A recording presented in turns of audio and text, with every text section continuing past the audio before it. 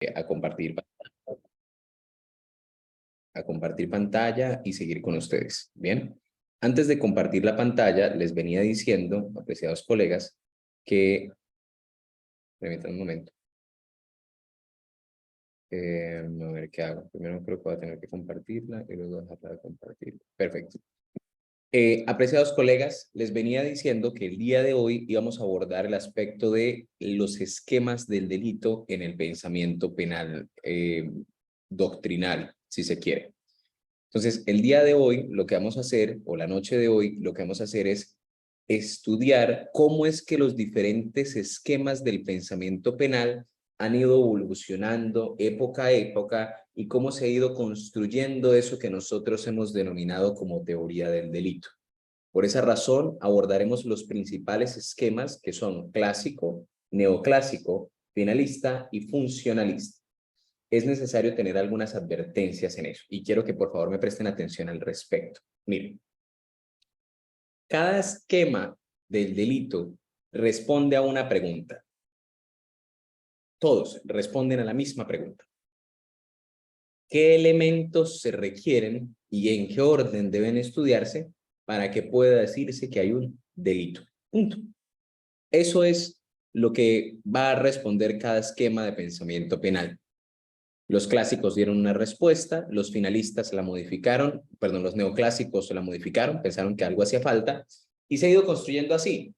Desde el primer esquema, el primigenio sería el esquema carrariano del derecho penal, el esquema de Carrera, hace muchísimo tiempo. Pero cerca de 1930, los 40, los 50 y los 60, se fueron formando esquemas del pensamiento desde el clásico, los neoclásicos sintieron que les faltaba algo, los finalistas sintieron que algo no estaba bien y lo modificaron, y los funcionalistas harían lo propio. Bien, bajo las vertientes del funcionalismo radical y moderado. Pero lo que quiero hacer comprender es que esto es una construcción teórica, que hoy en día no estudiamos el derecho penal de la manera en la que se estudia por accidente, sino que por el contrario, obedece a que históricamente se han encontrado algunas fallas de un sistema, algunas virtudes de otro, y se han ido construyendo como una amalgama o como un edificio que tiene algunos cambios. Bien, eso, apreciados colegas y abogados, es lo que vamos a ver. ¿Listo? Permítanme un momento. Perfecto. ¿Me confirman, por favor, si ven las diapositivas que compartí en pantalla? Sí, doctor. Perfecto. Entonces vamos a ver algunas generalidades al respecto. ¿Listo? Primero, veamos. Perdón. Creo que voy acá. Primero voy a que ver esta.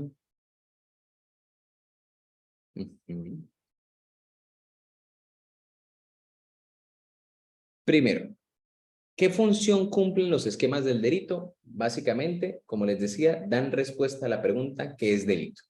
Estableciendo el número de elementos de los que estará compuesta la responsabilidad penal y cada esquema del delito dirá, para que exista responsabilidad penal, la Fiscalía o el Ministerio Público en su caso, deberá probar X número de elementos constitutivos de un delito. Punto. X cambia según el esquema. La idea es pensar si su código penal se encuentra matriculado a algún esquema o teoría del delito particular. Unos dicen que sí, otros van a decir que no, entonces vamos a ver. Bien. A nivel general, todos los países que pertenecen a la cultura jurídica continental, Alemania, España, Latinoamérica, consideran que para que exista delito se requieren 4 elementos. Una conducta, que esa conducta sea típica, que sea antijurídica y que sea culpable. Bien. Conducta, básicamente, sería el comportamiento humano, la tipicidad, la adecuación o el encuadramiento de la conducta a la descripción penal. La antijuridicidad vendría siendo la ausencia de justificación del comportamiento y la culpabilidad, un juicio de reproche realizado al autor de la conducta para saber si tenía la capacidad de comprender lo que estaba haciendo y saber que estaba prohibido. Básicamente, cada uno de los esquemas va a plantear algunos elementos diferenciadores en los elementos 1, 2, 3 y 4. O sea, conducta, tipicidad, antijuridicidad y culpabilidad. Cada uno de ellos va a cambiar algo dentro de estos esquemas. Es importante que ustedes conozcan que cada elemento constitutivo de la responsabilidad penal tiene un aspecto o faz negativa. Entonces, la tipicidad tiene la atipicidad, ¿bien? Que es como lo contrario, ¿bien? Como la cara negativa de la moneda. Una cara sería la tipicidad y el contrario, su negación, sería la atipicidad, por ejemplo, ¿bien? Así, la conducta tiene la ausencia de conducta, la tipicidad tiene las causales de atipicidad, la antijuridicidad tiene las causales de justificación y la culpabilidad tiene las causales de exculpación. Bien, ahora, según nuestro sistema continental, si se presenta alguno de estos elementos que excluyen esa responsabilidad, pues no habrá delito. Quiero que comprendan, apreciados colegas, que nosotros en nuestro sistema hemos construido una dogmática que dice la tipicidad tiene tales elementos, la antijuridicidad estos. Si alguno de ellos falta, habrá atipicidad o habrá justificación. Así construimos nuestro sistema. En cambio, los anglosajones hicieron algo muy diferente, y es la imputación de la mens rea y el actus rea. La imputación de la mente del criminal y el acto del criminal, y punto. Y se han configurado en Norteamérica, por ejemplo, algunas defenses que son solamente normas de exclusión de la responsabilidad que se aplican o no, pero no tienen una construcción dogmática. De hecho, hay un tema muy importante, y es que Roxin tradujo su obra a pocos idiomas, y la primera a la que la tradujo fue al inglés para poder mandarla a Harvard, a la Facultad de Derecho, para que fuera estudiada. Y cuenta que las visitas de los libros de Roxin en Harvard son nulas. Dicen que no hay, yo supongo que habrá alguna, pero la mayoría de académicos que ha ido a revisar quiénes han sacado los libros de Roxin dicen no hay. Roxin no es un académico consultado en Norteamérica, por una sola razón, y es que ¿de qué les sirve si no tienen un sistema doctrinal como el de nosotros? No tienen un esquema del pensamiento, solamente tienen defensas. Entonces, por eso ellos giran de manera muy importante la cuestión penal a la prueba únicamente, y no a la estructuración de una teoría del delito. ¿Cuál es más garantista? Yo sin dudas llego a pensar que nuestro sistema, en la medida en la que tenemos una configuración muy bien elaborada, que responde a una lógica. Ya se van a dar cuenta que todo es un orden muy lógico, aunque todo guarda sentido, ¿bien? Considero que por eso vale la pena estudiar. ¿Listo? Entonces vamos a continuar. Ahora, el primer esquema que quiero que observen es el sistema clásico o causalista o naturalista. Se desarrolla en los años 1881 y 1915 con los abogados y profesores de Derecho Penal Franz von Lied, el profesor Billing y el profesor Binding. ¿Bien?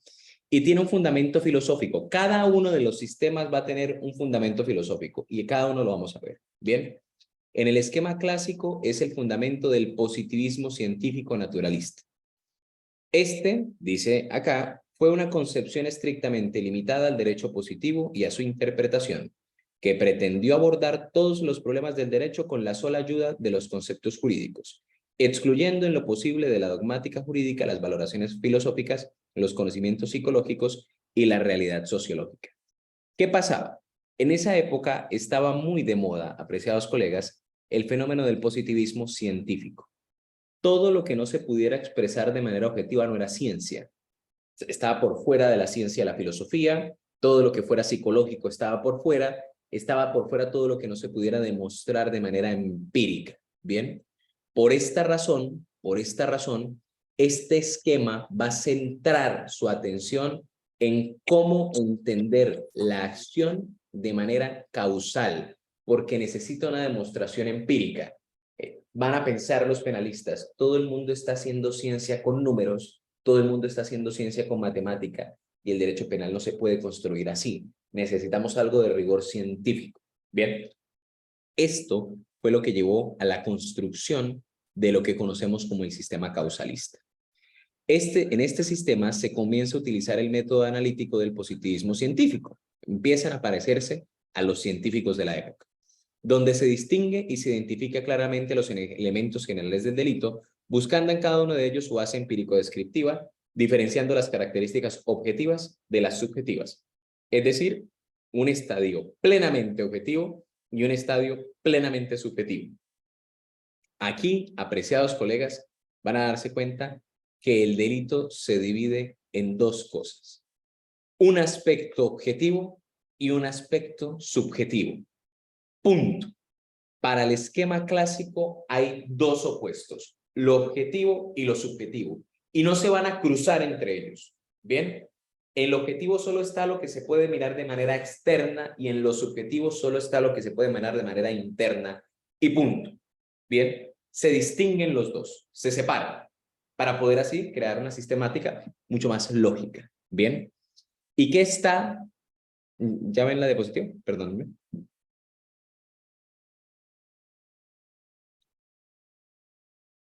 Hola. Ya se ve, supongo. ¿Sí?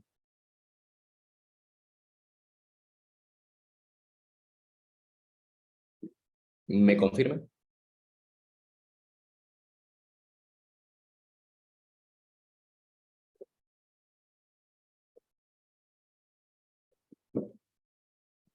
Hola, ¿hay alguien? Sí, sí se ve la gráfica. Perfecto, gracias. Sí, doctor. Vale, entonces, ¿cuál es la diferencia? En el aspecto objetivo van a estar las categorías de la acción causal, la tipicidad, la antijuridicidad. Eso va a ser el aspecto objetivo para el esquema clásico. Y por otro lado se va a encontrar el aspecto subjetivo, que se va a encontrar la culpabilidad y la imputabilidad está de blanco por una sola razón, y es que para los clásicos la imputabilidad no era un elemento de la culpabilidad penal, era un presupuesto. O sea, que iba antes. Era como un elemento adicional pequeñito que debía estudiarse entre el injusto y entre lo culpable. Apreciados colegas, una pregunta. ¿Sabían ustedes que a esto se le denominaba injusto penal? ¿O han escuchado el término? Me interesa mucho saberlo para saber si me detengo allí o no me detengo o qué hacemos. El término injusto, ¿no? Bien, miren. Desde este esquema se crearon las categorías de acción, tipicidad, antijuridicidad y culpabilidad. Bien, para este esquema, el término injusto penal es la suma entre la acción, la tipicidad y la antijuridicidad. Eso es un injusto. Ven que el injusto es un juicio objetivo que no atiende al juicio de reproche del ciudadano. Bien, deja la culpabilidad por fuera. Es un injusto. La mezcla entre una acción humana que realiza una conducta típica y que no está amparada por causales de justificación se conoce como injusto penal. Los clásicos van a pensar, el injusto penal es el aspecto objetivo del delito, este pedazo de acá. Y el juicio de reproche, la culpabilidad, es el aspecto subjetivo. Bien. ¿Y cómo se define cada una de los modelos? Quiero que presten atención. Miren, aprender teoría del delito en principio es conocer muy bien esta evolución. Bien, si no conocen esta evolución, cuando lean un manual de derecho penal de un gran doctrinante, se van a ir a Roxin, se van a ir a Jacobs, se van a ir a Zaffaroni, si hacen referencia a los clásicos, quizá no van a entender muy bien a qué se refieren. Por esa razón es importante que ustedes puedan distinguirlo. Entonces, ¿qué es la acción como elemento de la parte objetiva del delito? Frank von Liszt va a decir, la acción es la modificación voluntaria del mundo exterior perceptible por los sentidos. Él va a decir, hay acción cuando una persona modifica el mundo exterior y yo lo puedo ver. El caso típico, pues por supuesto el homicidio. Hay acción cuando una persona dispara a otra y eso crea unas mutaciones en el mundo y se puede ver como la otra pierde la vida. ¿Se entiende? Pero esto tenía un grave problema y no sé si ya lo avisoran. Y es que hay delitos que no ocasionan mutaciones en el mundo exterior. No sé si me explico. ¿Qué ocurre en México? ¿Cómo se castiga cuando yo le atribuyo a alguien un delito de manera injustificada? Por ejemplo, yo digo, Sharon cometió un delito de hurto. ¿Bien? ¿Me castigan penalmente?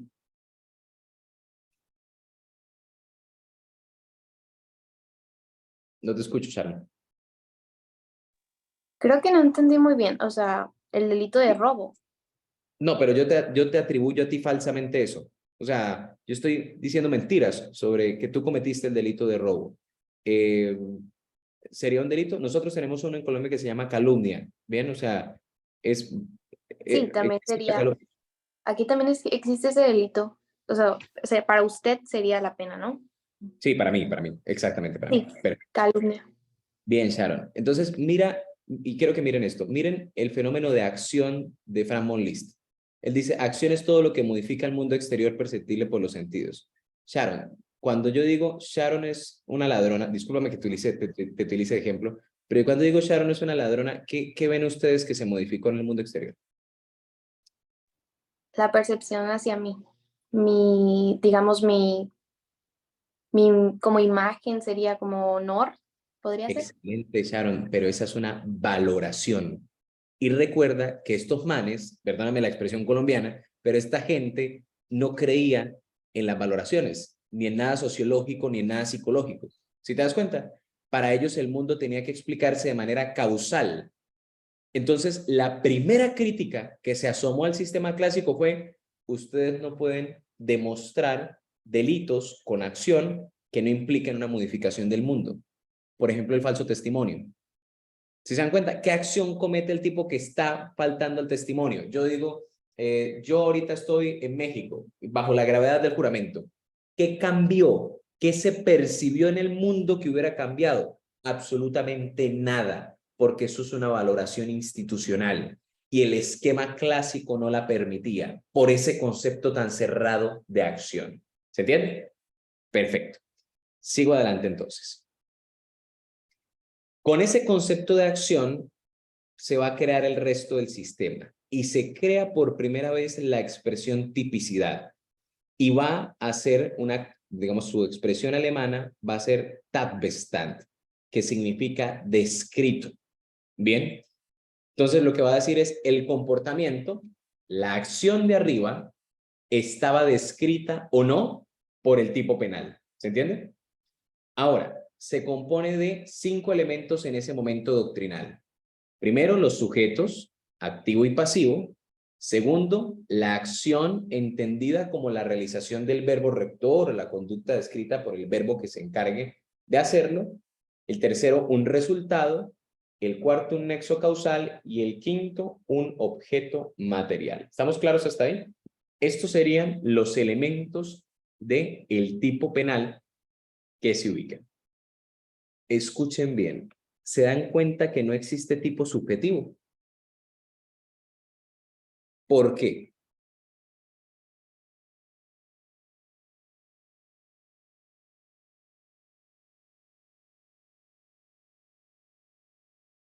Les soplo el secreto. Porque se va a analizar en la culpabilidad. Recuerden, todo lo objetivo en un lado, todo lo subjetivo en el otro. Entonces, como el tipo subjetivo se encarga del dolo, esta gente puso el dolo en la culpabilidad. ¿Bien? Abajo. Así nació el dolo, como un elemento de la culpabilidad. Ya vamos hacia allá. Posteriormente viene la antijuridicidad y ellos van a decir, mire, cuando haya tipicidad, bien, va a haber una gran probabilidad de que haya antijuridicidad. Y por esa razón llamaron a la tipicidad como ratio cognoscendi de la antijuridicidad. Entonces ellos utilizaban una expresión muy interesante y decían, mire, la tipicidad es como el humo, pues, hacían la relación, ¿no? Ellos van a decir, la relación entre la tipicidad y la antijuridicidad es como la del humo al fuego. Donde hay humo, se puede pensar que hay fuego. Puede ser otra cosa, pero se puede pensar que hay fuego. Donde hay tipicidad, se puede pensar que hay antijuridicidad. Si se dan cuenta, es como casi una forma de llegar a la antijuridicidad. Esto fue completamente destruido posteriormente por los diferentes penalistas, pero quiero que entiendan cuál era el pensamiento de la época. Bien, ahora, ¿qué era la antijuridicidad para los clásicos? Era la contradicción objetiva entre la acción y todas las normas del ordenamiento jurídico.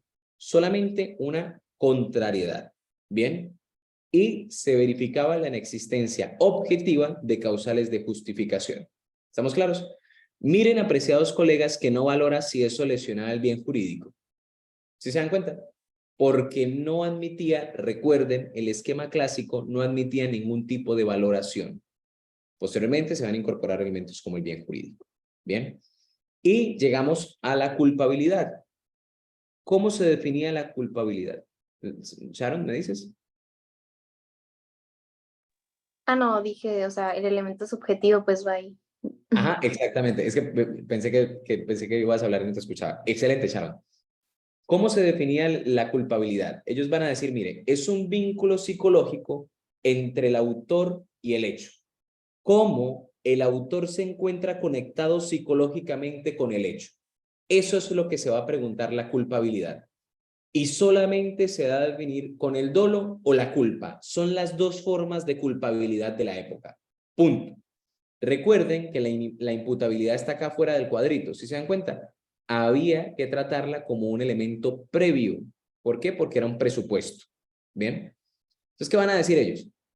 Miren, solamente van a hacer dos cosas. La culpabilidad como dolo o la culpabilidad como culpa. Punto. No hay otra distinción. ¿Bien? Y el dolo era conocido como dolus malus. ¿Bien? Quiero que entiendan por qué. Este dolo malo, bien, denominado así por la doctrina, va a tener tres elementos.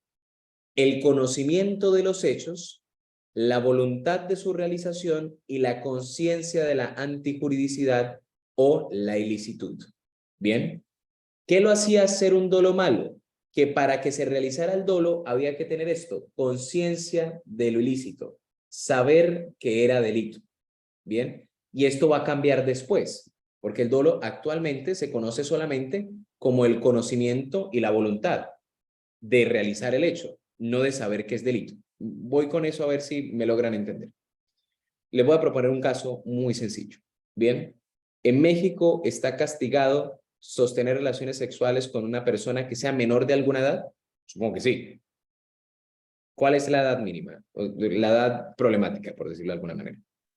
Sí, depende del estado. Aquí en el Estado de México, Sí, menores de 14 años. 14 años, como en Porque Colombia. hablando de 15 ya es el estupro. Ah, sí, tú me habías comentado el tema del estupro. Ok, ok, ok. Ajá. Perfecto. Entonces, vamos con 14, ¿les parece? O sea, con el tema de 14 años y les voy a proponer un ejemplo. ¿Listo? Ojo con el ejemplo que les voy a proponer. Ustedes en algún momento les digo, venga, voy a viajar a México, quiero que me inviten a algún sitio y me llevan al Estado de México y hay una fiesta en una de las mejores discotecas del sitio. Bien, yo entro al lugar, ¿sí? Y para entrar me hacen un registro muy intenso, ¿bien? Y me hacen unas preguntas y me toman unos datos. Dentro de los datos que me toman está mi número de identificación y me preguntan si soy mayor de 20 años o no, porque ¿con qué edad se pueden ingresar a un sitio, digamos, de licores y una discoteca en México? 18. 18, entonces me preguntan si soy mayor de 18 años. Bien, entonces llego, digo, sí, mire, este es mi número de identificación, este es mi pasaporte, me registran, hacen un tema muy riguroso y vamos hacia adelante. Bien, entramos a la discoteca todos. Cuando de repente yo veo una mujer muy joven, más alta que yo incluso, y está en el sitio. Bien, muy bien vestida, se acerca, me conversa, y yo le digo, ¿qué estás haciendo? Me dice, estoy celebrando mi cumpleaños. ¿Cuántos años cumples? 19. Bien. Y se ve como una mujer de 19 años. Todos me siguen para que vayamos viendo en qué nos vamos a meter. La señorita me dice, mira, yo creo que ya es hora de irnos a un sitio más privado. Bien. Y efectivamente, como yo soy penalista, entonces yo le digo, ven, ¿me muestras tu identidad, por favor? Allá se llama DNI, creo, ¿cierto? O cómo se llama en México el documento de identidad. INE. INE. INEM. INEM, perfecto. Entonces me lo muestra. Y yo veo y verifico la edad. Digo, sí, tiene 19. Y cumplido soy. Bien. Vamos, sostenemos relaciones sexuales. Y cuando termina me dice, yo en realidad tengo 13 y medio. Lo que pasa es que me veo gigante. Bien. Y ya acabo de llamar a las autoridades para que vengan a apresarte. ¿Estamos claros hasta ahí lo que ocurre? ¿Se entendió?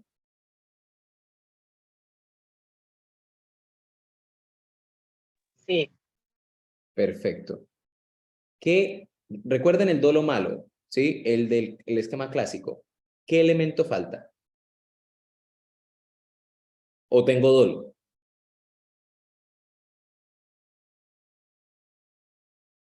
O sea, si ustedes fueran a litigar y a defenderme, o sea, yo confío en ustedes, y yo les digo, alguno de ustedes me defiende, y yo les digo, ¿por qué no miran el dolo a ver si se configura o no el dolo? Y tuvieran que defenderme con el esquema clásico, ¿qué me dirían? ¿Hay defensa o no?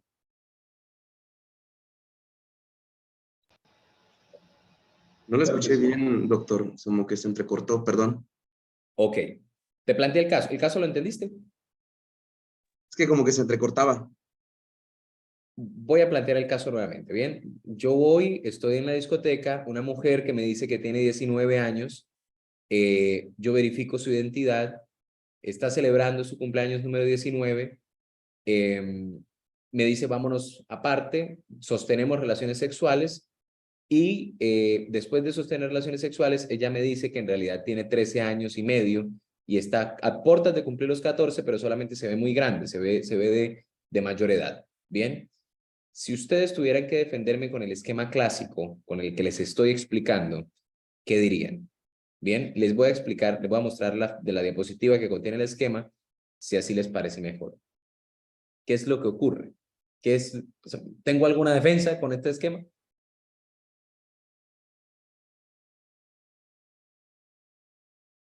Yo los contrato a ustedes porque ustedes son los maestrantes en derecho penal y confío plenamente en eso. ¿Bien?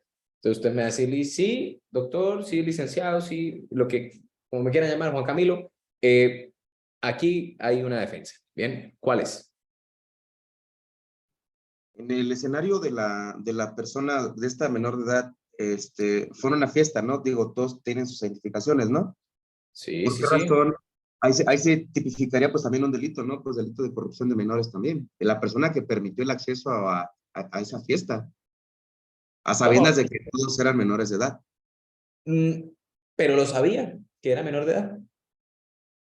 Porque No, pero recuerda, yo le desde el pedí a momento ella, que, ajá, yo le pedí a esta mujer ¿te acuerdas? Su identidad y me la mostró. Y yo miré y ella tenía en la identidad 19. O sea que estaba Sí, utilizando una falta. ¿Bien? Estaba una la utilizando. conducta, la conducta no se dio en la discoteca, abogado, se dio en otro lado porque le está exhortando, invitando a que fueran a otro lugar donde tuvo Así una es. relación.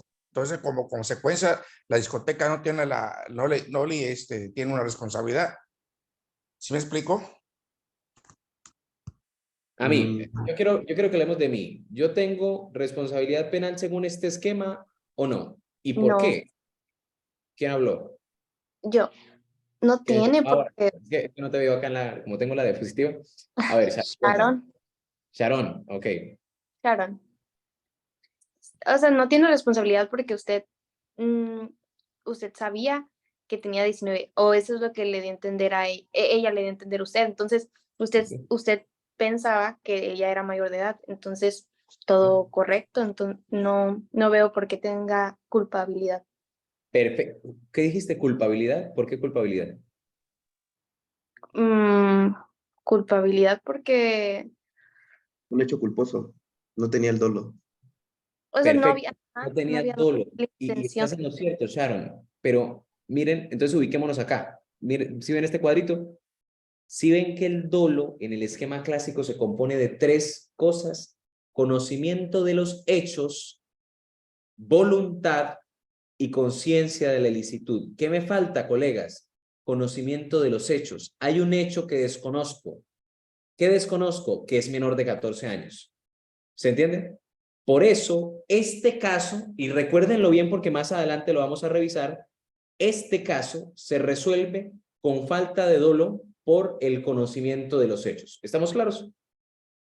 Perfecto. Ahora les voy a proponer otro caso. A este caso, dentro del curso lo vamos a llamar el caso de la novia en la discoteca. ¿Les parece bien? El caso de la novia en la discoteca. Cada vez que les hable del caso de la novia en la discoteca, van a recordar este. ¿Bien? Ahora les voy a proponer otro caso. En México hay comunidades campesinas. Quiero saberlo, campesinado. Zona muy rural en la que no lleguen incluso algunas noticias. donde la gente esté un poco apartada, difícilmente quizá llegue la radio. ¿Hay alguna comunidad así? Por supuesto, lejos de las ciudades, ¿no? Lejos de lo principal. ¿Creen que hay alguna ciudad, un tema así? ¿O sienten que México está completamente ya industrializado? Ya no hay... Sí, sí. Ya, Sí hay comunidades así, ¿bien? En Colombia también, el campesinado es muy fuerte, ¿bien? Y es muy respetado también y tiene unas costumbres, pero hay zonas en donde el Estado no ha llegado de manera correcta, en donde los servicios no llegan y bueno. Ahora, quiero que vean el siguiente panorama. Llega un ministerio público, en su caso, un fiscal en mi caso, a una zona muy rural, muy campesina, no tienen celular, a veces no llega la radio, las noticias no llegan, son 50 personas, etc. Y ve a un tipo, a un sujeto de 30 años con una muchachita de la misma edad del caso pasado, 13 años y medio, ¿bien?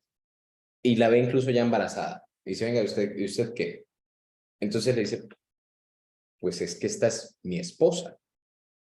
El padre nos casó. ¿Cómo así que el padre te casó? El padre nos casó. Es que yo le pedí la mano a sus padres me la entregaron y yo me casé con ella. Y nos amamos y nos vamos. Es más, mi mamá se casó con mi papá más joven a los 12. Esas son realidades que no sé si a ustedes les pase, pero en Colombia pasan, ¿sí? Son zonas muy apartadas donde, escúchenme bien, nadie sabe que hay ciertos delitos. ¿Bien?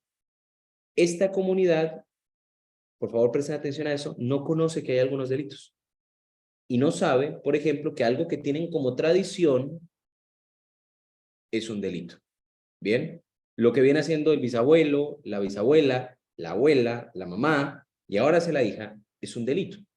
¿Bien? Entonces quiero que piensen en esa prohibición que había. ¿Bien? Y es, ¿cómo se resuelve? Bien, este señor los busca a ustedes. ¿Bien?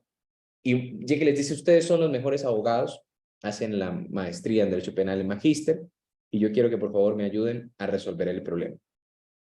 ¿Cómo se resuelve? Porque no existe la conciencia de antipublicidad. Perfecto, doctor. ¿Y en dónde se resuelve en este esquema? Pues no se acredita la culpabilidad. Perfecto. Se dan cuenta, a este lo vamos a llamar la pareja campesina, el caso de la pareja campesina. ¿Listo? Se dan cuenta, apreciados colegas, que el caso de la novia en la discoteca y el caso de la pareja campesina se resuelven ambos en la misma categoría dogmática, en la culpabilidad. Perfecto. Si eso lo entienden, han entendido el sistema clásico. Bien, este es el funcionamiento del esquema clásico del pensamiento penal. Una acción entendida como la modificación voluntaria del mundo exterior perceptible por los sentidos, una tipicidad que tiene unos elementos, una antijuridicidad que es contrariar normas, un juicio formal de contrariedad entre lo que hizo el sujeto y el ordenamiento jurídico, y una culpabilidad entendida como un dolo.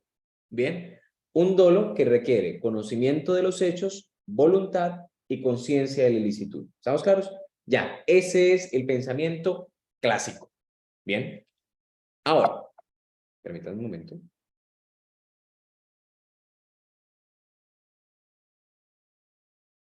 Resulta que como todo, diría un estudiante, uno no puede montar una teoría porque ya se la están criticando. Bien. Y como todo, hubo críticas. Bien. Y críticas muy fuertes. Entonces, quiero que entiendan que iba llegando el cambio de sistemas de pensamiento filosófico. Bien, años 1920 en adelante, 1950, 1960. Y empieza a cambiar poderosamente el pensamiento filosófico de la época. Y surgen estas críticas. Primera crítica, no toda acción implica la modificación del mundo exterior. Y fue lo que les comenté. ¿Se acuerdan? Y es lo que le comenté creo que a Sharon. Y es, hay delitos que solamente implican verbalizar y nada cambia, ¿no? Miren un cuento interesante que hay. Cuentan que al profesor Frank von Liszt le hicieron esa crítica en una universidad. Venga, ¿qué pasa con la injuria? Y el caso era la injuria. ¿Qué pasa con la injuria? Cuando yo hablo, y miren las preguntas que le hacían, ¿no? Cuando yo hablo y produzco una injuria en contra de otra, ¿qué es lo que se modifica? ¿Qué es lo que se puede percibir por los sentidos? Y miren la habilidad de Frank von Liszt para responder. Va a decir von Liszt, cuando una persona habla, hay unas partículas de aire que se mueven y esas partículas van a viajar y van a llegar al oído de la otra persona. Y dentro de ella hay un martillo y un yunque que se van a mover y se van a activar. Eso es lo que se modifica externamente. Entonces le preguntan, bueno, si alguien injuria a otra persona y pasa un tren y evita que llegue el mensaje injurioso, entonces, ¿qué pasa con la modificación del tímpano del sujeto? Entonces, todas estas preguntas problemáticas hicieron que fuera fuertemente criticada la tesis causal de la acción. Bien, o sea, es entendida como la modificación del mundo exterior. Pero se formó otro problema también, y es que la omisión, según la crítica, no se puede explicar a partir de la simple constatación de la realidad empírica, sino a partir de valoraciones y no queda comprendida el concepto de acción. Les voy a explicar un caso, ¿bien? Para que lo resolvamos, para que ya entremos a casos concretos. Miren, presten atención. En México, estuve revisando el ordenamiento, también se pueden realizar delitos por omisión, ¿cierto? Yo puedo matar a alguien por omisión. ¿Estamos claros? Eso se entiende, ¿bien? Yo, por ejemplo, dejo de darle, qué sé yo, las pastillas a mi abuela y teniendo el deber jurídico de hacerlo, le causo la muerte. ¿Estamos claros que eso puede ocurrir? O sea, ¿en México se puede? ¿O no? Ustedes que son los duros del derecho penal mexicano. Sí, Afirmativo. Efectivamente se puede. Bien. ¿Ustedes conocen la figura de posición de garante?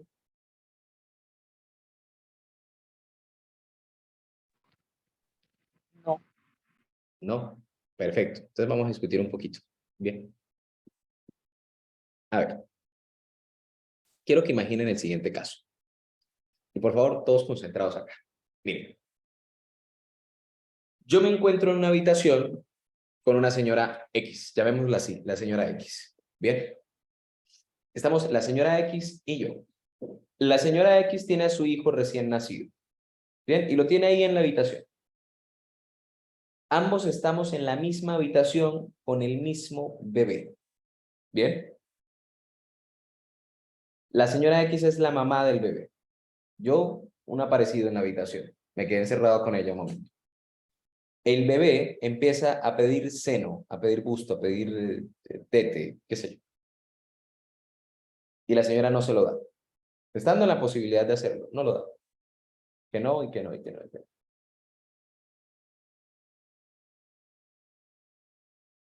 Yo tengo quizá una barra de chocolate, una granola en el bolsillo y ambos tenemos la posibilidad de alimentarlo. Bien, pero yo tampoco lo hago. Y el niño muere. ¿A quién se condena? Por homicidio.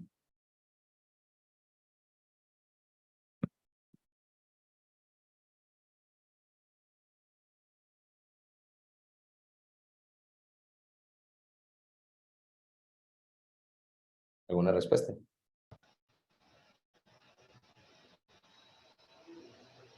A la mamá, ¿A la mamá?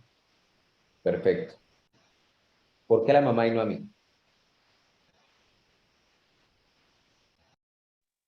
porque como mamá tiene la obligación de alimentar a su bebé. Usted no, Perfecto, porque es un extraño, pues. perfecto, Laura. A eso que tú estás diciendo, esa obligación, en derecho penal se llama posición de garantía. Bien. Jurídicamente se entiende que ella tiene una posición de garantía frente al bebé que yo no tengo. Pero recuerda el esquema clásico de la acción. Si ves que solo valora que se produzca un resultado y materialmente ambos permitimos que se produjera el resultado, pero para entender a quién se le debe asignar hacía falta incorporar un juicio valorativo, un juicio normativo. Y es más responsable la madre porque ella tiene un vínculo con él. Y eso este esquema de pensamiento penal no permitía valorar. Bien, esa fue la segunda crítica que se realizó. ¿Se entiende bien, apreciados colegas? Bien, continúo. Sí, Siguiente crítica. No siempre el tipo puede establecerse con base en criterios solo objetivos. También son descritos elementos normativos y subjetivos. Este esquema de pensamiento penal no incorporó algo fundamental para el derecho penal, y son los llamados elementos normativos y los elementos subjetivos. ¿Alguien me puede leer, por ejemplo, cómo dice el robo de ustedes? ¿Alguien puede buscar el robo? Mientras que, para no salirme de acá, Yo, Sí, Priscila. dice, al que se comete el delito de robo, el que se apodere de un bien mueble ajeno sin consentimiento de quien legalmente pudiera otorgarlo. Perfecto, ok. ¿Hay algún tipo penal en ustedes o alguna descripción que diga con el ánimo de o con el propósito de? el Ya, fraude. ¿qué dice el fraude?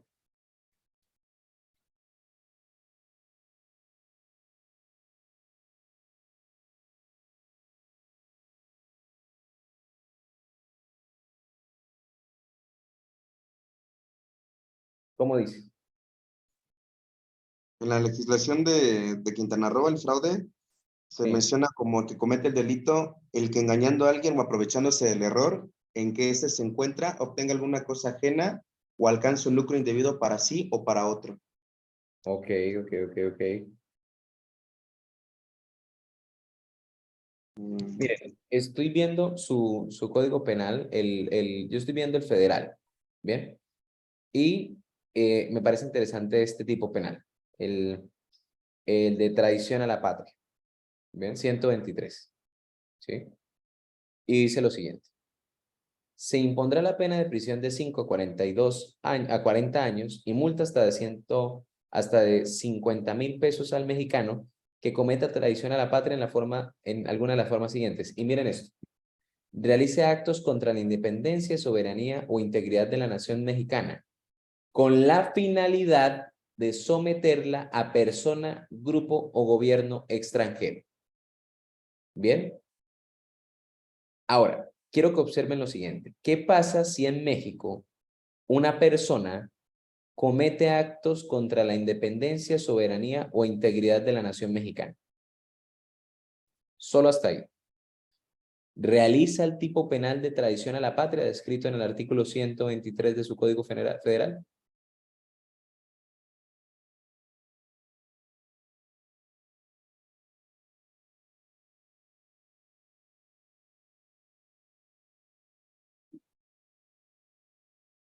No entendí, doctor, no entendí. A ver, ya va. Voy a proyectar pantalla para que puedas verlo. Bien. 123. Listo, aquí está.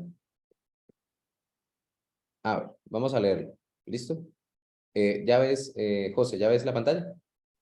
Perfecto. Entonces, este dice traición a la patria, ¿cierto? Y quiero que veas este. Realice actos contra la independencia, bien, soberanía o integridad de la nación mexicana. Y mira lo que te voy a subrayar acá, no sé si les aparezca. Con la finalidad de someterla a persona, grupo o gobierno extranjero. ¿Se alcanza a ver eso subrayado ahí en amarillo? Perfecto. José, ¿qué ocurre si alguien en México, y para ustedes, para los que están conectados, entiendo que no todos tienen prendida la cámara, pero supongo que la mayoría estará prestando atención. ¿Qué pasa si alguien realiza actos contra la independencia, soberanía o integridad de la nación mexicana en México? ¿Realiza el tipo penal de traición a la patria?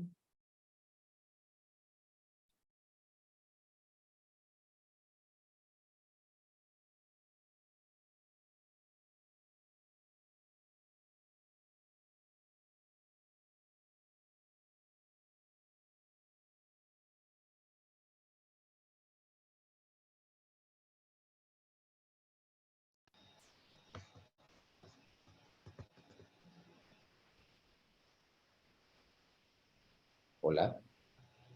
A eso que está en amarillo, apreciados colegas, se le denomina doctrinalmente, y eso se va a crear después del sistema clásico, como elemento subjetivo especial. Bien, si un mexicano realiza actos contra la independencia, soberanía o integridad de la nación mexicana, no está realizando el tipo penal de traición a la patria, porque solo con eso no se realiza. Requiere además de que se configure con la finalidad de someter a la patria a una persona, grupo o gobierno extranjero. ¿Se entiende bien el fenómeno? Esto es una técnica legislativa que viene de hace 100 años, ¿sí? O sea, esto no está solo acá, esto lo vieron los alemanes y le dijeron a Liszt y a Binding, venga, es que estos elementos subjetivos especiales, estos elementos que traen los tipos penales que dicen con la finalidad de, con el ánimo de, con el propósito de, que siempre se describen así, algunos tipos penales traen eso, ¿bien?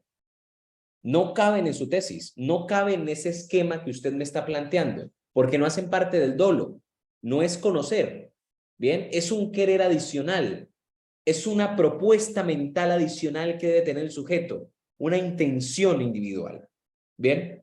Y como cuando no la tenga, pues no se realiza el tipo penal, pero ¿dónde la estudio en tu esquema? No hay forma, y esa fue otra de las críticas que le realizaron. ¿Se entiende hasta ahí, apreciados colegas? ¿Voy bien? Perfecto. Ahora, Sí, me alegra saber. Continuemos.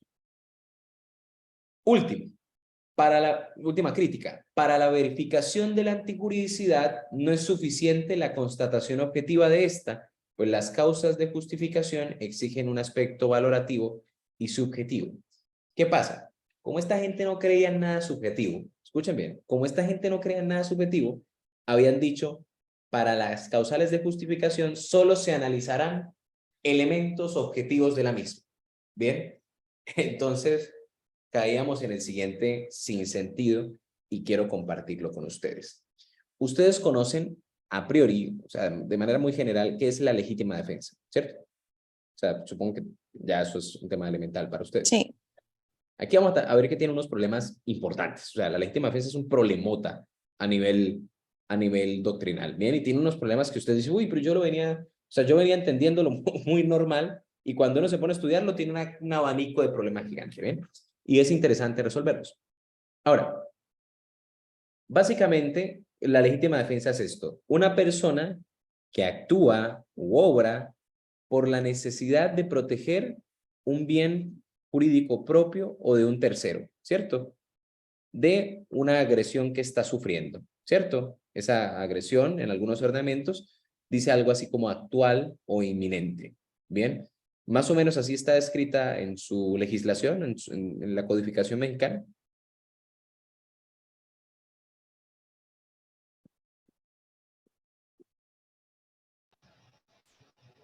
Así es. ¿Sí?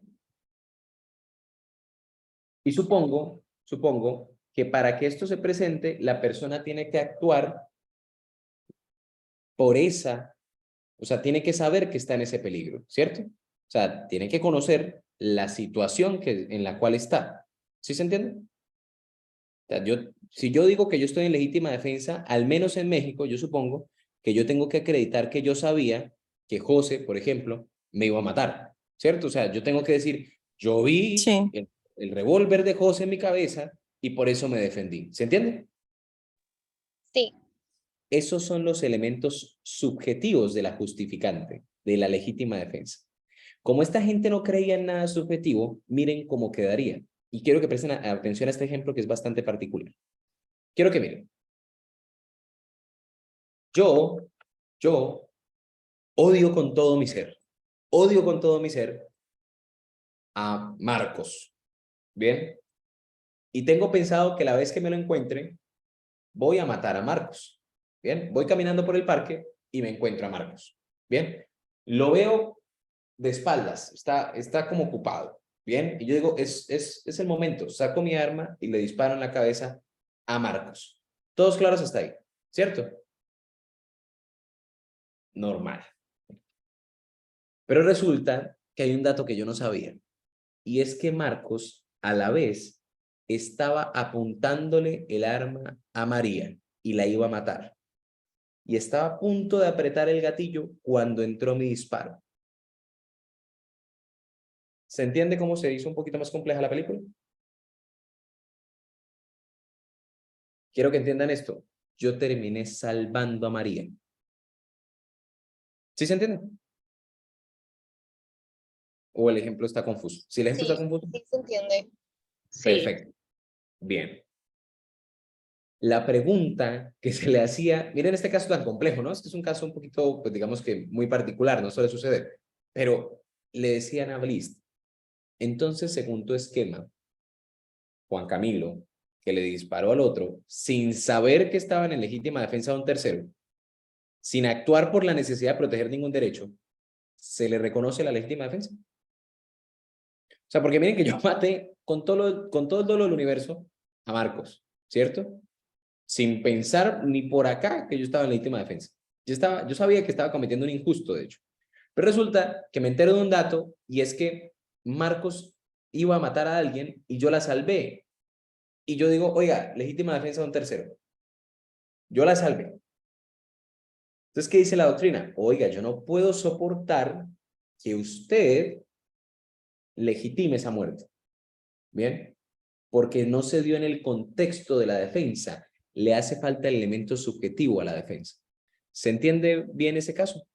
Esta era otra de las críticas que se le hacía al sistema clásico. ¿Estamos claros hasta ahí, apreciados colegas? Perfecto. Si es así, si hay alguna duda, me lo dicen. Yo me detengo donde quieran que me detengan. Bien, o sea, y si hay algo Sí, que no entiendo, doctor. me esfuerzo por hacerlo. Bien. Continuemos entonces. ¿Listo?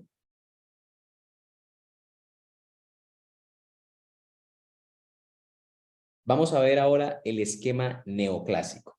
Y va desde el 1907 a 1933.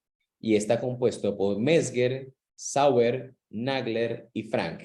Estos dos locos, Nagler y Frank, van a crear unas tesis de culpabilidad que después se van a replicar por todo el mundo de manera muy áspera, muy impresionantes, muy, muy impresionantes. Pero por ahora vamos a ver lo fundamental del esquema. ¿Bien? ¿En qué se fundamenta filosóficamente el esquema neoclásico o el causalismo valorativo? En una figura denominada neocantismo sudoccidental o de Weidel. Y básicamente van a decir, el derecho es una realidad referida a valores. Entonces empieza a cambiar el tema. Con las críticas que le hacen al esquema clásico, llegan a la conclusión de que hay que valorar ciertas cosas. Hay que valorar algunas cosas subjetivas y hay que valorar algunas cosas normativas. O sea que ya van a empezar a desdibujarse algunos límites entre lo meramente objetivo que se había planteado del esquema anterior y meramente subjetivo, como dos polos opuestos que no se van a tocar, y en este caso ya va a empezar a cruzarse un poco. Y dice, en lugar de la lógica formal, se abogó por un concepto del delito que fuera edificado acorde a los fines del derecho penal y los juicios de valor que le sirven de base. De esta manera, el delito poseía un primer estadio predominantemente objetivo. Oigan, como dice, predominantemente objetivo, no totalmente objetivo. ¿Se entiende la diferencia? Miren, si yo digo que los libros de atrás son predominantemente rojos, ustedes van a decir, es que hay mucho rojo y poco de otro color. ¿Se entiende? Pero si dijeras que son totalmente rojos, que no hay nada. Entonces, ¿qué ocurre? Va a decir, antes era totalmente objetivo, ahora va a ser predominantemente objetivo, porque va a haber alguna cosa subjetiva por allí. ¿Se entiende? Ya les voy a explicar en qué consiste eso subjetivo. Va a ir cambiando un poco, de a poquito. Entonces, de esta manera el delito poseía un primer estadio predominantemente objetivo con ciertos elementos subjetivos y valorativos y un segundo estadio predominantemente subjetivo con ciertos elementos valorativos. Entonces, vamos a ver qué era el delito para el esquema neoclásico. Y miren cómo funciona. Igual, van a partir la idea en un injusto culpable. Un injusto va a ser una conducta típicamente antijurídica y culpable va a ser subjetiva y valorativa. Este va a ser el aspecto predominantemente objetivo y este el aspecto predominantemente subjetivo. vamos a ver de qué se compone el injusto. Igual que antes, conducta, tipicidad y antijuridicidad. Pero quiero que vean en qué se diferencia. Anteriormente la acción, ¿se acuerdan que era una modificación voluntaria de la realidad externa perceptible por los sentidos? Ahora van a decir no. La acción o la conducta va a ser un comportamiento socialmente relevante. ¿Bien?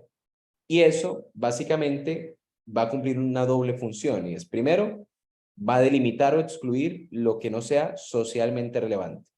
Y segundo, es el sustantivo al que se le añaden como adjetivo las demás categorías. La conducta es el sustantivo y las categorías de típica, antijurídica y culpable son los, perdón, la conducta es el sustantivo, típico, antijurídico y culpable son los adjetivos. Bien, pero por ahora ellos van a decir, mire, lo que no se exprese como socialmente relevante ante la sociedad no va a ser una conducta. Eso permitía solucionar el lío anterior, ¿se acuerdan? Y es el lío de que no había modificación causal cuando yo producía una injuria. Entonces ellos dijeron, no, mire, la mejor acomodación es decir que es algo socialmente relevante, que importa a la sociedad, independientemente de si modifica o no, la estructuración de la realidad empírica, eso no importa, ¿bien? Posteriormente van a decir, mire, y a la tipicidad hay que agregarle tres cosas: los elementos normativos, elementos descriptivos y elementos subjetivos. Bien, entonces miren que ya aquí a la tipicidad le agregan dos cosas de valoración: los elementos normativos y los elementos descriptivos. ¿Qué son los elementos normativos? Ustedes se acuerdan que la clase pasada, creo que incluso la de la semana pasada, estábamos viendo que a veces el código dice, por ejemplo, cuando se refiere, es que no me acuerdo del ejemplo que hemos tenido. Yo les decía como que algunas resoluciones que decía su código y yo les decía ¿a cuáles? Y les tocaba que irse a otra norma y buscar de qué se trataba. ¿Se acuerdan que les estaba explicando la norma penal en blanco? Que el tipo penal a veces traía unas cláusulas lingüísticas que dirigían a otras normas, ¿sí? Como temas de contratos, que celebre un contrato sin cumplir algún requisito, y yo les decía, pero ¿cuáles requisitos? Hay que irse a otra norma. ¿Recuerdan eso brevemente? Que yo les decía, a veces que hay que salir de la norma penal. Sí, Los elementos normativos son eso. Cuando el Código Penal les dice ajeno, ese ajeno solo se puede definir a través del Código Civil. Punto. Hay que ir a una regulación diferente. Bien, esos son elementos normativos. Y el anterior sistema no pareciera estudiarlos, entonces ellos los incorporan. Bien, hay tipos penales que tienen unos elementos que son normativos.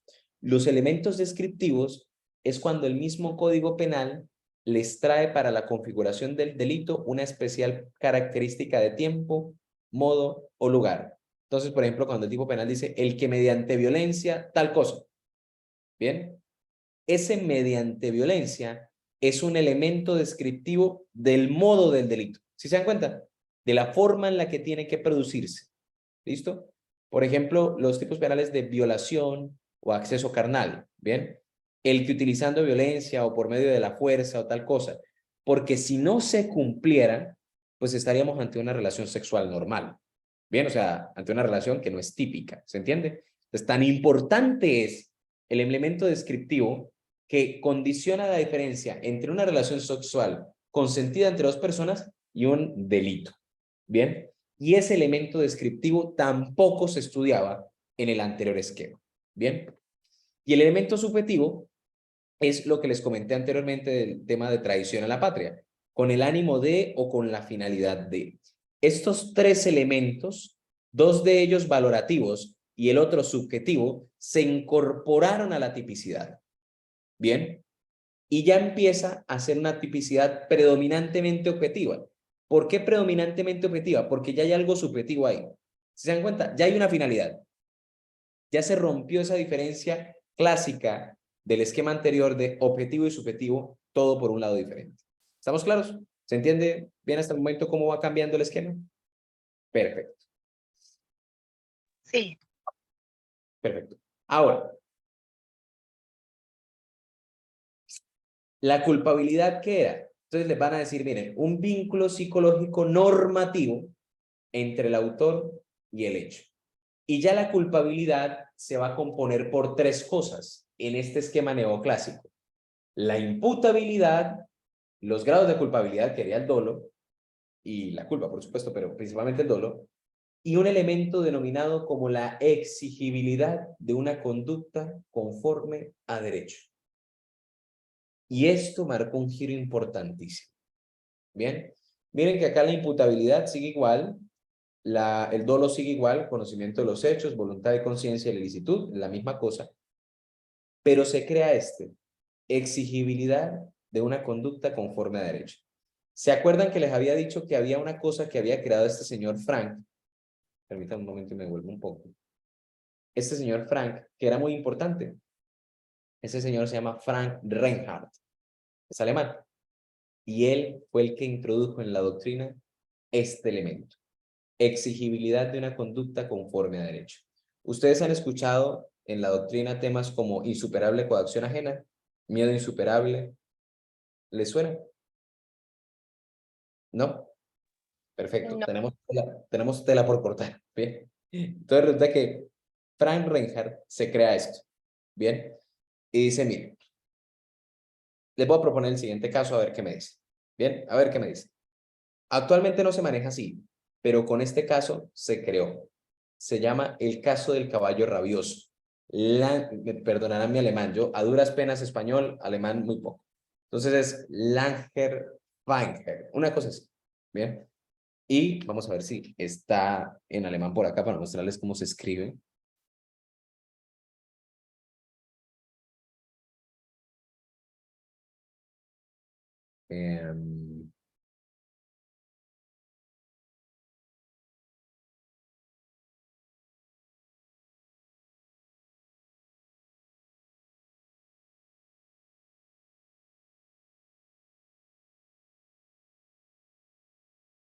No, hay una lectura que les voy a enviar.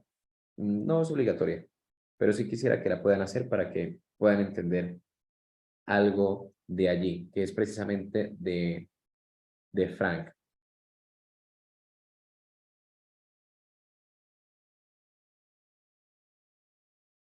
No, no la encuentro acá, pero se las voy a mandar. ¿Qué dijo Frank? Miren el siguiente caso. Hacia 1915 el tribunal alemán resuelve el siguiente caso. Un amo de una hacienda le dice a su empleado, lléveme al mercado. Bien, y para eso quiero que me lleven la carroza negra. La carroza negra tenía un caballo que acababa de llegar y ese caballo estaba brioso. Bien, un caballo brioso es un caballo que no ha sido amansado, por decirlo de alguna manera, no ha sido correctamente adiestrado y por lo tanto suele pegar patadas e incluso ser muy traicionero en algunos casos. Bien, el encargado, el empleado le dice, no, yo en ese caballo no lo llevo por una sola razón y es que acaba de llegar, está brioso. Preferiría llevarlo en otro de los caballos y le dice, no, me llevas en ese. Bien, se niega de nuevo y el tipo le dice, o me llevas en ese o te echo. Bien, el sujeto efectivamente lo lleva. Cuando va conduciendo la carroza, el caballo salta y golpea a unas personas y les causa lesiones personales. Bien, se analizó la responsabilidad de este sujeto y el tribunal alemán sacó una sentencia muy novedosa para la época. Y dijo, la conducta es típica de lesiones personales. La conducta es antijurídica, pero no es culpable. Porque a ese ciudadano, escúchenme bien, cuando le hacemos el juicio de reproche, que es la culpabilidad, no le podíamos exigir actuar conforme a derecho. ¿Por qué? Porque estaba su pan y su boca en juego. ¿Se entiende? Lo iban a echar si no cumplía la norma. Esto dio pie a la creación de esta institución dogmática conocida como exigibilidad de una conducta conforme a derecho. ¿Estamos claros? Bien. Estamos frente a tres circunstancias normalmente. Más adelante las vamos a ver con mucho detenimiento cuando ustedes vean cómo se aplica en el derecho penal mexicano. Vamos a hacer unos talleres durante las siguientes clases. Pero por ahora lo que quiero que vean es que se trata de tres cosas. Insuperable coacción ajena, el miedo insuperable y el estado de necesidad exculpante. Esas son las tres figuras de la inexigibilidad de una conducta conforme a derecho. Les voy a plantear un caso de cada una. ¿Les parece? Inexigibilidad por insuperable coacción ajena. Quiero que por favor vean lo siguiente. Supongan que estoy en mi oficina de abogado. Acá es el estudio de mi casa, donde tengo algunos libros de literatura principalmente, para descansar. Pero supongan que estoy en mi oficina. Bien, mi despacho, tengo algunos abogados auxiliares y me llaman. Bien, cuando me llaman, contesto el teléfono y escucho la voz de mi mamá gritando: Juan Camilo, por favor, ayuda. Me quedo pensando y contesta alguien nuevamente y me dice: si usted quiere volver a escuchar a su progenitora, es mejor que mate a alguno de sus compañeros. Mire, ya entramos a su habitación, ojo con esto, ya entramos a su habitación y en la gaveta derecha hay un arma de fuego. Abra y abro y hay un arma de fuego, que no es mía, me la pusieron. Mire la gaveta izquierda y veo y es una oreja de mi mamá. La reconozco por un arete y una marca que tiene. Bien. Y me dicen, si no quiere ver a su mamá llegar en pedazos, es mejor que lo mate. ¿Ustedes qué creen que yo voy a hacer?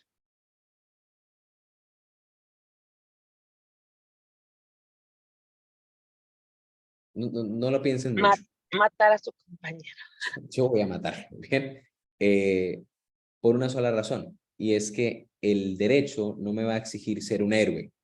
¿Se entiende? No me puede, escúchese bien. En ese caso en concreto, con esa motivación que yo tengo, el derecho no me puede exigir actuar conforme a derecho. ¿Sí se dan cuenta? Yo tengo una razón para no actuar conforme al ordenamiento jurídico, porque estoy en eso, en una insuperable coacción ajena. Alguien me está coaccionando de manera tal que tengo que hacerlo. El mismo caso del sujeto, y esto sí pasa muy seguido, el sujeto que le secuestran la hija para que vaya y robe, le dicen que van a matar a alguien, lo están chantajeando, lo están extorsionando, etcétera. Esto suele pasar, ¿bien? Estos casos se resuelven a través de esta figura. ¿Estamos claros? Sobre el caso de medio insuperable, hay un caso muy famoso en el que una mujer que había sido víctima de un ataque de ratas de niña casi muere por unas ratones gigantes, que se le estaban comiendo el cuerpo, le ocasionaron un trauma muy severo que le fue diagnosticado clínicamente incluso, en el que tenía una fobia muy grande a los roedores. Esta mujer se llega a ser en algún momento profesora de colegio, sale a algún paseo escolar y se le aparecen unas ratas. Producto de esto sale corriendo sin el mayor cuidado y ocasiona unas lesiones muy severas a unos menores, incluso les fractura algunos huesos. Esta mujer debe ser absuelta en principio por tratarse un caso de miedo insuperable. ¿Estamos claros? Y el estado de necesidad exculpante es cuando el estado de necesidad se igualan los bienes jurídicos, eso lo vamos a ver más adelante, por qué funciona así, y es que cuando los bienes jurídicos en cuestión se igualan y chocan, no hay en ningún momento lugar a justificar la conducta, como se haría en el estado de necesidad justificante, sino a exculparla, por la diferencia entre la justificación y la exculpación. Si ustedes miran el cronograma, hay un punto dedicado a eso, a cuál es la diferencia entre justificar y exculpar. Pero por ahora me interesaba plantearles que desde el esquema neoclásico del derecho penal se planteó la incorporación de esta figura. Bien, más adelante ustedes la van a ver representada en cómo surge en el derecho penal mexicano. Bien. ¿Qué fallas presentó esto? Primero, ontológicamente la acción es una sola, sus aspectos objetivo y subjetivo. Sin embargo, los clásicos y neoclásicos la dividieron antinaturalmente. Pareciera que hubieran dividido la acción en dos cosas. Una acción en un tema objetivo y una acción en un tema subjetivo. Y esto va a representar un problema muy importante para el finalismo. Bien, que ya vamos a llegar a él. Hoy alcanzamos, creo que a ver finalismo, seguramente un poco del funcionalismo y lo dejaremos para la siguiente clase. La explicación de la aparición de los elementos subjetivos en el tipo penal no resultó satisfactoria y por lo tanto carecía de fundamentación. ¿Qué decían? Lo que dijeron fue, venga, ¿y usted de dónde se trajo que los elementos subjetivos debían ir en la tipicidad? Ustedes sí se dan cuenta que los elementos subjetivos lo metieron acá en el injusto. Y decían, ven, ¿y por qué lo metió en el injusto? ¿Por qué no acá en la culpabilidad donde va todo lo subjetivo? Y la respuesta fue, porque la otra del tipo, porque está descrita en la ley. Como está descrita en la ley, pareciera que debería ir acá, en la tipicidad, y no en la culpabilidad. Esa fue la respuesta, y no fue muy bien recibido. Bien. Y lo tercero es, se cuestiona la ubicación del dolo en la culpabilidad, porque si esta es la valoración de la existencia o inexistencia del dolo, sería absurdo que concurrieran en un mismo plano lógico el objeto de la valoración y la valoración del objeto. Eso ya se los voy a explicar. Bien. Quiero que veamos lo siguiente. Dentro, a ese autor, no, si está en la oficina, se lo tengo acá. Quiero que, ¿ustedes saben quién fue Hans Belzel? El profesor de Derecho Penal, ¿lo han escuchado? Belzel, o Welzel, como le quieran decir. ¿Lo han escuchado por ahí en algún manual, en algún lado? ¿Se les ha atravesado por ahí el nombre?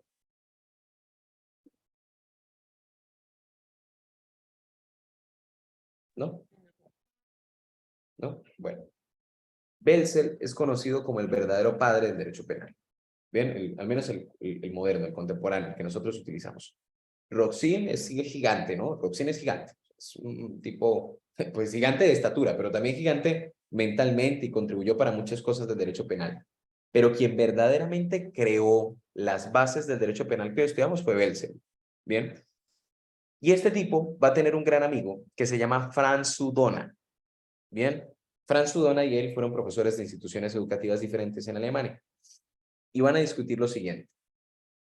Van a decir, miren, el dolo, miren, ojo que con las manos, bien, yo suelo explicar mucho con las manos. El dolo debe ser el objeto que va a ser valorado por la culpabilidad. O sea, el dolo debe ir separado, porque si el dolo está en la culpabilidad, ojo, se va a confundir el objeto de la valoración con la valoración del objeto. Esa es la expresión que pareciera un juego de palabras, pero que tiene mucho sentido a nivel dogmático. ¿Bien? ¿Qué va a decir Belsen? Mire, el dolo no tiene por qué ir en la culpabilidad. El dolo hace parte del tipo penal. ¿Por qué? Porque está en la descripción de lo que quería el legislador. El legislador estaba diciendo, ya vamos a explicar la teoría de la acción final, que se va a castigar a quien verdaderamente quiera realizar la conducta, y eso solamente puede estar en la tipicidad y punto. Bien, con esta base va a empezar Belzel a formar su teoría de la acción final. Bien, quiero que por favor vean lo siguiente. Presten atención. El fundamento filosófico va a ser este. Miren todos los finalistas que hay, ¿no? Son muchísimos. Belzel, Kaufman, Maurak, Sieg, Strafenberg, Hirsch, Zielinski, Schmidhauser, una gran cantidad, incluso hoy en día, hay muchos penalistas que verdaderamente estudiosos del derecho penal, o sea, muchas veces los sistemas se acostumbran a estudiar cómo probar, qué pasa cuando hay una detención, qué pasa cuando hay sentencia, cómo se debe valorar la sentencia, y eso es procesal penal y eso está muy bien. Pero muy pocos se han detenido a estudiar sinceramente el derecho penal. O sea, esto es derecho penal. Esto es, la dogmática es el derecho penal y de allí vive el derecho penal. Bien. Entonces, eso creó una corriente muy grande de pensadores que incluso, les repito, hoy en día sigue. Bien. El fundamento filosófico va a ser el ontologicismo, cuya premisa básica fue la existencia de unas estructuras lógico-objetivas. En consecuencia, el mundo tiene unos órdenes que no pueden ser ignorados por el legislador y debe vincularse a ellos. Entonces, ¿ellos qué van a decir? Ellos van a decir, miren, el mundo tiene un orden lógico. Presten atención a esto. El anterior esquema básicamente parecía decirte, si la tipicidad va primero, entonces tú primero matas, y si la culpabilidad va después, entonces tú después como que quieres matar. ¿Sí se entiende? Y Belzel va a decir, no, es al revés. Tú primero quieres matar y luego matas. Bien, en eso consiste la teoría de la acción final. En esa pequeña premisa de Belzel. Bien, Y quiero que vean esto. Esto es la estructura de la acción de Wetzel. Esto es la página 53 del libro Derecho Penal Alemán de Hans Wetzel, editado por Jurídicas del Sur de Santiago de Chile. Bien, y va a decir, acción es el ejercicio de actividad final, u omisión, el no ejercicio de actividad final. La acción es, por eso, acontecer final, no solamente causal. La finalidad o el carácter final de la acción se basa en que el hombre, gracias a su saber causal, puede prever dentro de ciertos límites las consecuencias posibles de su actividad, ponerse, por tanto, fines diversos y dirigir su actividad conforme a su plan a la consecución de estos fines. Bien, ¿qué va a hacer acá Wetzel? Va a decir, mire, hay una parte, así, esta es la acción. Esto es lo que va a decir Wetzel que es la acción. Dice, mire, la acción tiene una fase externa, que es esta que va acá abajo. Y básicamente es la ejecución o realización en el mundo exterior del resultado. Bien. Y Wetzel va a poner un caso muy famoso de una enfermera que quiere matar a un paciente. ¿Listo? Entonces quiero que se ubiquen en el caso de la enfermera que mata al paciente. Wetzel, ¿cómo va a resolver el caso de la enfermera que mata al paciente? Presten atención. Dice, mire, todo empieza por una fase interna. Primero, el ciudadano va a anticipar el fin. ¿Cómo se anticipa el fin? La enfermera se imagina matando a la paciente, dándole muerte. Anticipa el fin. Sabe que la va a matar. Luego se regresa, si ven las flechitas para acá, y selecciona los medios. ¿Cómo lo va a hacer la enfermera? La enfermera va a cambiar la droga y le va a administrar un veneno. ¿Bien? Y luego va de nuevo a considerar los efectos concomitantes. Puedo lesionarla, puede ser que no la mate, efectivamente la voy a matar, y si la mato pasa esto. Eso es básicamente la estructura lógico-objetiva de la acción final. Así funciona la acción para Wetzel. La gente primero se anticipa al fin, luego selecciona los medios y luego considera todos los efectos que puede tener y ahí sí ejecuta la acción. ¿Listo? Gracias a esto, Wetzel va a decir que el delito es una acción final, típica, antijurídica y culpable. Y básicamente se estructura así. Este, doctores, es lo más parecido al esquema más contemporáneo de derecho penal que puede existir. Y con la explicación de este, que nos va a tomar unos minutos, los dejaría para poder iniciar en un siguiente momento el esquema funcionalista. Quiero que vean esto y que por favor nos concentremos acá como un láser. Bien, va a tener tres partes: el tipo, la antijuridicidad y la culpabilidad. Y miren cómo queda estructurado el tipo. El tipo objetivo va a ser exactamente lo mismo que en el neoclásico, sin algo, sin los elementos subjetivos especiales. ¿Sí se dan cuenta? ¿Por qué razón, apreciados colegas? ¿Ustedes ven la cosita esta roja que estoy utilizando ahora? Quiero saber.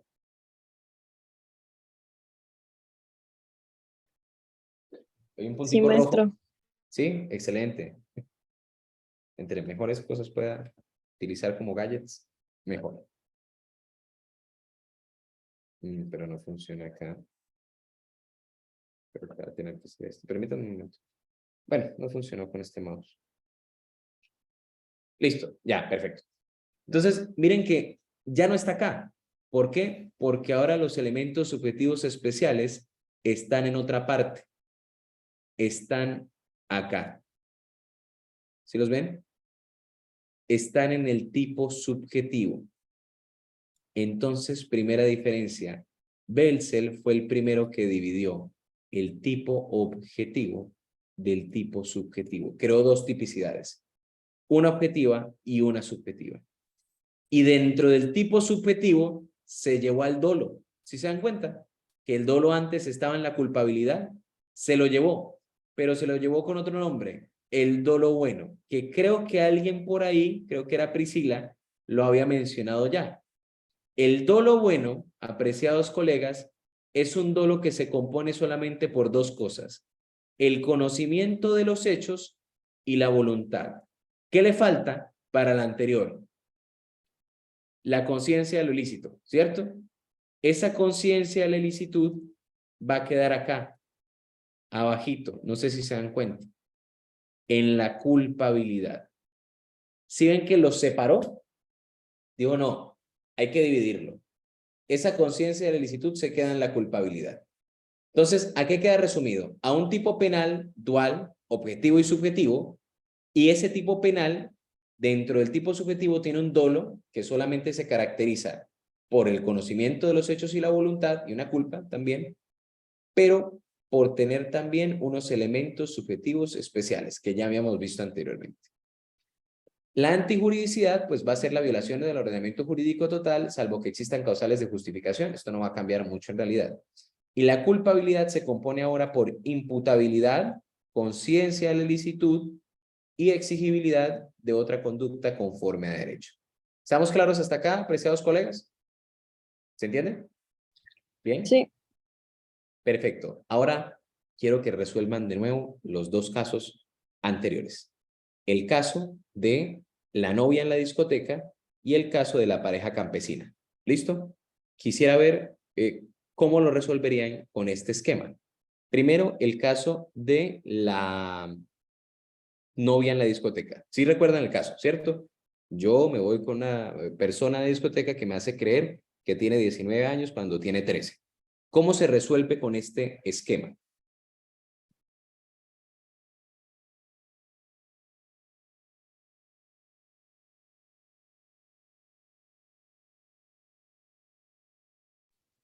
Dolo bueno. ¿Sí? ¿Y cómo se resuelve? Exacto, sí. O sea, ¿tú qué dices? O sea, tú, imagínate, yo te contrato, pues fuiste tú, ¿cierto, Priscila? Imagínate, Priscila, yo te contrato y te digo, bueno, yo quiero que me defiendas, ¿bien? ¿Cómo me vas a defender? Dime qué le falta al delito, cómo funciona, ¿bien? ¿Qué me dices, Priscila? Con tranquilidad, eso no hay problema.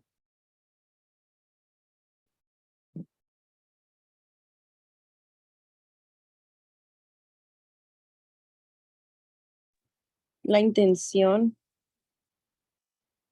Ok, pero ¿le falta la intención o el conocimiento? ¿Qué crees? Pues Recuerda, conocimiento. el conocimiento. ¿Qué le falta? El conocimiento de que tenía 14 años, ¿cierto? Eso le Ajá. falta. ¿Y eso dónde está en este esquema? Si ven que está en el tipo penal, en el tipo subjetivo, mírenlo acá, se los voy a señalar con, qué sé yo, ¿verdad? Vamos a ver si se puede señalar acá. Miren dónde está. El conocimiento de los hechos está acá. Entonces, ustedes se acuerdan que anteriormente, como concluían en el esquema anterior, en el esquema neoclásico y clásico, el caso de los novios en la discoteca se resolvía acá, en la culpabilidad, por falta de dolo. Hoy en día, en el esquema finalista, se resuelve acá, en el tipo subjetivo, por falta de dolo. ¿Sí se entiende? Que cambia dónde lo van a resolver. Ya ustedes van a decir, ya no es que la conducta no sea culpable, es que ahora la conducta no es típica. ¿Se entiende el cambio, apreciados colegas?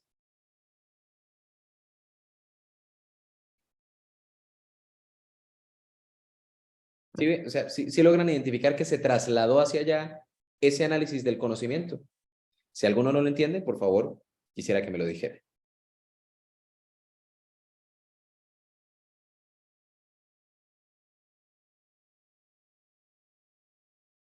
¿Se entiende?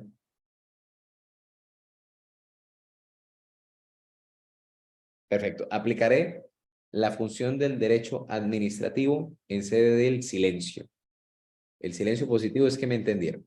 ¿Bien? Sí, podría mostrar otra vez. ¿Quieres que te muestre de nuevo la diapositiva, Germán? ¿O quieres que te explique de nuevo? Si quieres que te explique de nuevo, yo lo hago. Yo no tengo ningún inconveniente. Voy a explicarlo. Bien, miren. Anteriormente, el dolo, voy a escribirlo acá. Antes, el dolo se ubicaba en la... Difícil escribir con esto. Antes el dolo se ubicaba acá, en la culpabilidad. Bien. Y estaba compuesto de 3 cosas. El conocimiento de los hechos, bien, la voluntad y la conciencia de la ilicitud. ¿Estamos de acuerdo con eso? ¿Cierto? ¿Estamos de acuerdo todo con eso? ¿Les parece? Que los esquemas clásicos y neoclásicos funcionaban así. Llegó Belzel y dijo no, pues resulta que no. Ahora yo me voy a llevar esta parte del dolo compuesta por el conocimiento de los hechos y la voluntad y la voy a meter en algo que se va a llamar el tipo subjetivo. O sea que todo lo que tenga que ver con el conocimiento de los hechos y la voluntad se va a resolver acá, en la tipicidad subjetiva. En cambio, la conciencia de la ilicitud sí se va a quedar acá, en la culpabilidad. ¿Sí la ven? Por lo tanto, el caso que les planteo, en el que la persona desconoce un hecho, ¿cierto? En el pensamiento finalista es un problema acá, de dolo, cuando antes era un problema de culpabilidad. ¿Se entiende, colegas?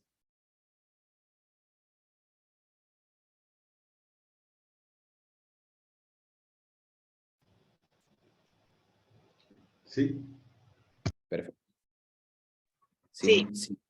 Bien. Si llegan a no entenderlo, de alguna manera, no importa que yo me demore acá toda la noche, lo explicamos de nuevo.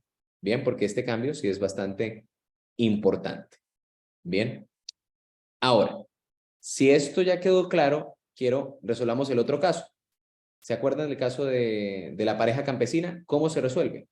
Pues ustedes van a decir, bueno, en el caso de la pareja campesina, el problema no era del conocimiento de los hechos. El problema era que los campesinos no conocían que era un delito. ¿Y dónde se estudia la conciencia de la ilicitud en el esquema finalista? Sigue Culpabilidad. estudiando en la culpabilidad. Perfecto. Y por lo tanto, sigue siendo un problema de culpabilidad. Muy bien, Priscila. Esa, apreciados colegas, es la diferencia de los esquemas. ¿Bien? ¿Estamos claros hasta ahí?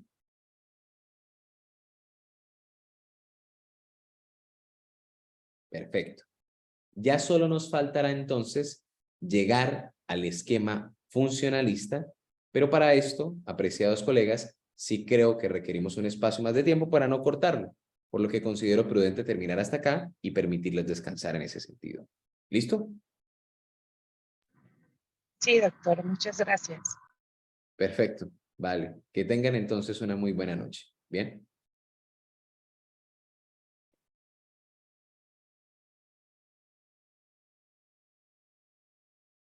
Gracias, doctor. Buenas noches. Gracias, igualmente. Con todo Buenas el gusto. noches. Buenas noches, que estén bien.